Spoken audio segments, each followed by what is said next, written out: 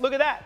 Before she steps back into the cage, Ronda Rousey, kind enough to step into a 2-box with us here on SportsCenter. Ronda, we really appreciate the time.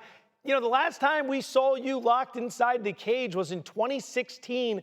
What sparked the flame to jump back in after nearly a decade away?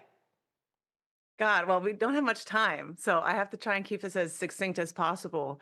But I was 9 months pregnant, and I saw a video of Gina Carano giving an interview, and she didn't look good. She gained like an unhealthy amount of weight, and my first thought was like, "Oh my God, what can I do? What can I do to help?" And the reason why I had that thought was because she's the one woman, not only in MMA that doesn't owe me a damn thing, but that I owe immensely, and I'm always trying to look out of what I could do for her. And she's her family owns Caesar Palace in Rebel Oil. Like, there's nothing I could really do for her, except for when I was in a similar spot when I was, depressed and gave up in the world and inadvertently gave up on myself. What I needed was a goal and something to reignite my passion again. And I always thought, I always said that Gina is the one person I'd come back to fight for. And I thought, you know what, like she needs this. She needs this fight. And the more that I thought about it, I was like, you know what, I need this. I really need this fight. And I reached out to Dana and asked him if he would be interested in it. And it didn't exactly work out with the UFC, but it led us to here today. You know, like yourself, Gina is a pioneer in women's mixed martial arts. So you and her picking each other for a comeback fight is absolutely fascinating. What were those discussions like between you and her? How long did it take to get this set up? I mean, this has been in the making since I was pregnant, and which is over a year ago. So it took a long time to get us here, and I really can't keep it. It's such a long story. I can't really keep it short for you. But we fought for this, and we fought to fight each other. And there are a lot of obstacles along the way. And I told her, if I have to go out there and train you myself to fight me, I will. And and we made it happen. We had to work together to overcome every obstacle to get here.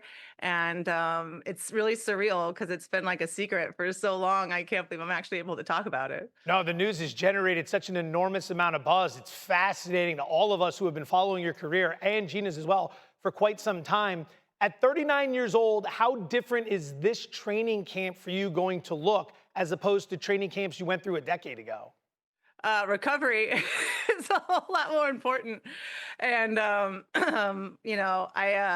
I might not have as much collagen or cartilage as I had in the past, but I have more knowledge than I ever have. And I really feel like it's my technique and my wittiness inside the cage that always set me apart. It's why whenever I get my hands on anybody, they never get up again. And I've never been better in that way. And it's we had to kind of change training around, where instead of doing multiple trainings a day, I just do one marathon training beginning of the day, and I spend the whole rest of the day doing recovery, because it's really hard warming up twice in a day when you've had as many athletic careers as myself. Mentally, and this is a very serious question, I assure you, but mentally, what is the transition like, or the preparation like, when you go from not getting punched in the face for a decade to a situation where you're likely to get punched in the face again? I've been to two Olympics. Like, nothing compares to that kind of a pressure, to training your whole life for one day, and everything else just kind of pales in comparison. And it's so funny. People have never fought. They're like, "Oh, what? It must be such a big deal getting punched in the face." But like, when you're actually fighting, it's not like you have an opinion about it. It's just an observation that you have at the time. It's not. That's not what's scary. I feel like it's like the pressure of the situation. The result is what really gives you anxiety, not like the physical pain that could come out of it. Do you have any, shall we say, living beings nearby that would help quell some of that anxiety in the preparation leading up to this fight with Gina? Oh man, well, my babies and my husband are actually all out of the house, but you're teeing me up because I brought up the fact that I have sea monkeys. And they do actually kind of quell. Are they in the They room with quell you some right emotion. now? I'm I'm not making them up. You want to see the sea monkeys? Yeah. Can we see the sea monkeys, please? America would Okay, love to hold see the on. sea monkeys. They have like a heater and an aerator, so I have to kind of like take it off. Hold on. Amazing, It's Ronda not, they're Rousey. not in a dirty tank, okay? They need algae to survive. Of So course. I actually grew algae for them, but you can see, I don't know, I have like 2 pregnant females right now. This is really bad. You can't tell at all. No, we can see it. Beautiful.